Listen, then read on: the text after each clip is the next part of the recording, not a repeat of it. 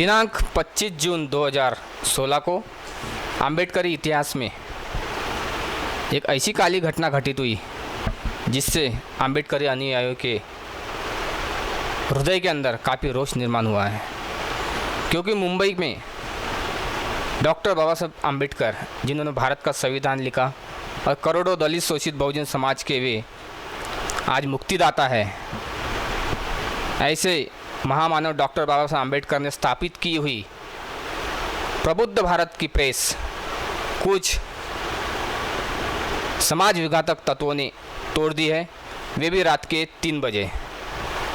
इस घटना के बाद अम्बेडकरी अनुयायियों में काफ़ी रोष पैदा हुआ है। सभी ओर इस घटना का निषेध किया जा रहा है। आज हमारे साथ है अम्बेडकरी आंदोलन के राष्ट्रीय अंतर्राष्ट्रीय स्तर के विचारवंत आचार्य संदेश जी भालकर। इस घटना के ऊपर उनकी क्या प्रतिक्रिया है, उनकी क्या भूमिका रहेगी, वे आज हमारे साथ कांशीराम जी टीवी के साथ रूबरू हो रहे हैं। सर, 25 जून की जो घटना हुई उसके बारे में आपका क्या? देखिए, बाबा साहब अम्बेडकर के 125वीं जयंती के उपलक्ष्य में आज जो भी केंद्र में सत्ताधारी पार्टी बैठी हुई है वो भारत से लेकर पूरे विश्व में बाबा साहब अम्बेडकर के नाम का एक ढिंढोरा पीट रही है। एक तरफ हम देखते हैं कि पूरे भारत के अंदर में जहाँ जहाँ बाबा साहब अम्बेडकर का उनके आंदोलन के साथ में संबंध रहा है, उन जगहों पर गवर्नमेंट 125 करोड़ रुपया खर्चा करके और अलग अलग योजनाओं पर अलग से पैसा खर्चा करके पूरे भारत के अंदर में बाबा साहब अम्बेडकर के नाम से पंच तीर्थ निर्माण करने की कोशिश कर रही है। ऐसे हालत में मुझे लगता है कि एक तरफ अम्बेडकरी समाज की शिक्षा दीक्षा में, नौकरियों के विषय में, आर्थिक उन्नति के विषय में और उनके संगठनात्मक दृष्टिकोण से अगर देखा जाए तो इतिहास में कभी नहीं हुई इतनी पीछेहाट आज इस वर्ग की चल रही है। दूसरी ओर बाबा साहब अम्बेडकर के नाम का ढिंढोरा पीट करके उसका विशुद्ध राजनीतिकरण किया जा रहा है। ऐसी हालत के अंदर में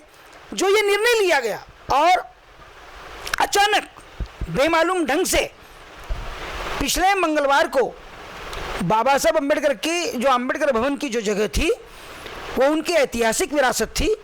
उसको गुमनाम ढंग से रात के 3 बजे मासेस को किसी भी प्रकार का पता न चलने देते हुए उसको डिमोलिश किया गया। वो जिस ढंग से डिमोलिश किया गया, मुझे इसके पीछे एक बहुत बड़े षड्यंत्र का कुछ तो भी हाथ निश्चित रूप से होने का एक सुराग मिलता है। वो इसलिए कि ऐसी ऐतिहासिक धरोहर, कल अगर आप ताजमहल के बारे में अगर कोई निर्णय लेना चाहे या आप महाबोधि महाविहार के मंदिर के बारे में अगर कोई निर्णय लेना चाहे या आप ऐसे किसी भी,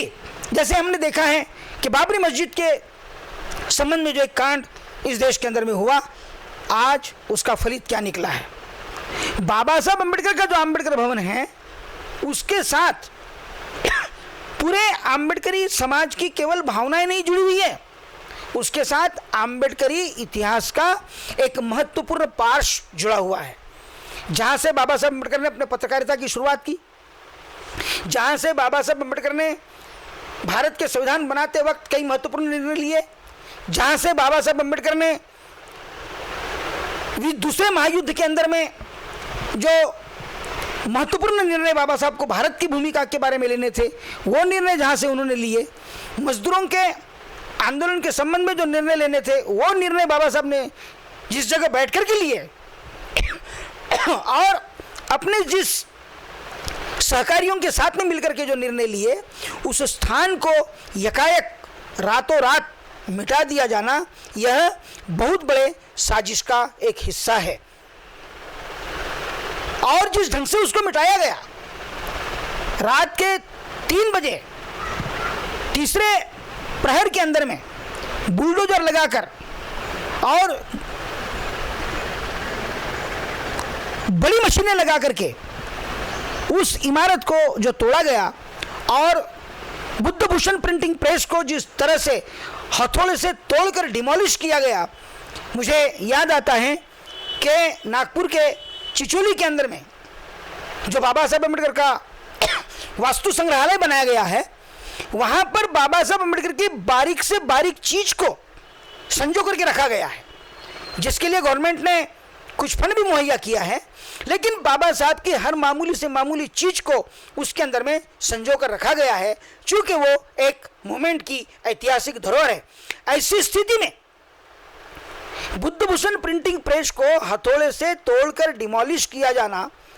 और वहां से बाबा साहब अम्बेडकर ने जितने भी महत्वपूर्ण पत्रकारिता का काम किया, वो तमाम डॉक्यूमेंट, दस्तावेज वहां से नष्ट किए जाना और ट्रस्टियों को विश्वास में न लेते हुए, और ट्रस्टियों का वाद अभी है, जो वास्तविक मूल ट्रस्टी है उनको, उनका इसके अंदर में किसी प्रकार का इन्वॉल्वमेंट नहीं है, उनको धोखे में रखकर, आम्बेडकरी समाज को धोखे में रख करके जिस प्रकार से वहां से दस्तावेज चुराए गए, दस्तावेज डिमोलिश किए गए, उसके साथ जो धोखाधड़ी की गई, मुझे लगता है कि आम्बेडकरी समाज के इतिहास को मिटाने का ये प्रकरण है। और इसलिए 12 या 13 मंजिली बिल्डिंग वहां बनाकर, वो बनाने का सपना दिखाकर जो आम्बेडकरी इतिहास की विरासत को आम्बेडकरी समाज से छीन लिया गया है, इसे मैं बहुत बड़ा षड्यंत्र समझता हूं। और मेरा कहना है कि आम्बेडकरी समाज को विश्वास में लेने के लिए गवर्नमेंट को, चूंकि ये काम जो किया गया है ये निश्चित रूप से गवर्नमेंट के आशीर्वाद से किसी मशीनरी के द्वारा किया गया है। जैसे बाबा साहब अम्बेडकर ने कहा है कि इसके पीछे किसी बिल्डर का हाथ है, इसके पीछे कुछ असामाजिक तत्वों का हाथ है जो इस जमीन को हथिया कर उसको एक कमर्शियल कॉम्प्लेक्स के रूप में ढालना चाहते हैं। ये तमाम बातें जिस किसी एलिमेंट के द्वारा इस ऐतिहासिक धरोहर का विनाश किया गया है, उन्हीं के द्वारा कोर्ट के सामने एक एफिडेविट पेश किया जाना चाहिए और वहां पुनश्च बुद्ध भूषण प्रिंटिंग प्रेस को कैसे अंजाम दिया जाएगा, बाबा साहब के उस अंबेडकर भवन को क्या अंजाम दिया जाएगा, कौन से प्रोग्राम उसके अंदर में इंप्लीमेंट किए जाएंगे, ये सारा प्रोग्राम गवर्नमेंट के सामने, कोर्ट के सामने उस मशीनरी ने रखना चाहिए। और ये बात सुनिश्चित करनी चाहिए कि जो जो प्रोग्राम वो करने वाले हैं उसकी परिपूर्ति किस प्रकार से की जाएंगी, क्या वचन वो एजेंसी उसके लिए दे रही हैं, ये तमाम बातें उस एफिडेविट के अंदर में निश्चित रूप से ये प्रकरण कोर्ट में जाना चाहिए। उसके लिए अगर बाला साहब अम्बेडकर पहल करते हैं, तो एडवोकेट बाला साहब अम्बेडकर अगर पहल करते हैं तो सारा समाज उनके साथ में रहेगा, लेकिन शीघ्रातिशीघ्र ये प्रकरण कोर्ट के अंदर में जाना चाहिए और गवर्नमेंट की तरफ से, और जिस यंत्रणा ने उस ऐतिहासिक वास्तु का विनाश किया है, उस धरोहर को नष्ट किया है, उनकी तरफ से तत्काल एफिडेविट मांगा जाना चाहिए और किस प्रकार वो उसकी पूर्ति कर रहे हैं, क्या उनके पास में प्रोजेक्ट है, ये सारे राष्ट्र के सामने आना चाहिए। और मैं ये समझता हूं कि जिस प्रकार बम्बई में, दिल्ली में और नागपुर के अंदर में, महू में, सातारा के अंदर में और लंदन में गवर्नमेंट जो योजनाएं लेकर के सामने आई है, उसी प्रकार इस अंबेडकर भवन को लेकर के भी गवर्नमेंट की कौन सी योजनाएं हैं, उसके भी बारे में इस समिति को एक एफिडेविट देकर के सारे मुद्दे कवर करने चाहिए, स्पष्ट करने चाहिए और अंबेडकरी जनता को विश्वास में लेकर बाला साहब अम्बेडकर के नेतृत्व में, और मैं चाहता हूं कि बाला साहब अम्बेडकर इस अम्बेडकरी समाज का, अम्बेडकरी जनता के भावनाओं का पूरा प्रतिनिधित्व करे और उसके उनके पीछे सारे समाज को खड़े रह करके और उसको उनके माध्यम से, बाला साहब अम्बेडकर के माध्यम से सारे समाज को विश्वास में लेकर गवर्नमेंट को अपनी भूमिका उनके सामने स्पष्ट करनी चाहिए कि गवर्नमेंट एक्चुअली वहां पर क्या करना चाहती है। और ये करते वक्त आम्बेडकरी इतिहास के साथ में खिलवाड़ नहीं किया जाएगा, बाबा साहब के विचारों के और आदर्शों के साथ में खिलवाड़ नहीं किया जाएगा, बाबा साहब के किसी भी योजना के साथ खिलवाड़ नहीं किया जाएगा। ये आम्बेडकरी जनता को इन तमाम मुद्दों पर विश्वास में लेकर के गवर्नमेंट को उसके ऊपर में पहलकदमी करनी चाहिए। यही एकमात्र रास्ता है कि इसका किसी भी प्रकार से खूनी खराबे का रास्ता अख्तियार न करते हुए शांति के साथ इसके ऊपर में हम कोई अमली जामा उसको देने वाला प्रोग्राम लेकर के जनता के सामने आ सकते हैं। और इसलिए मैं समझता हूं कि न्यायालय के अंदर बाबा साहब अम्बेडकर अपना पक्ष रखेंगे, अम्बेडकरी समाज अपना पक्ष रखेंगे और गवर्नमेंट भी अपना पक्ष रखेगी, और दोनों पक्षों को अपनी पूरी भूमिका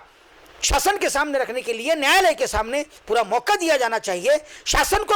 और न्यायालय को, न्यायपालिका को इसके अंदर में हस्तक्षेप करना चाहिए, और हस्तक्षेप करके गवर्नमेंट और अम्बेडकरी समाज, बाबा साहब का समाज, ये दोनों की भूमिकाएं समझकर गवर्नमेंट को कोई विशिष्ट निर्णय लेने के लिए बाध्य किए जाने तक न्यायालय ने अपनी भूमिका पूरी करनी चाहिए। ऐसा मेरा अपना मत है।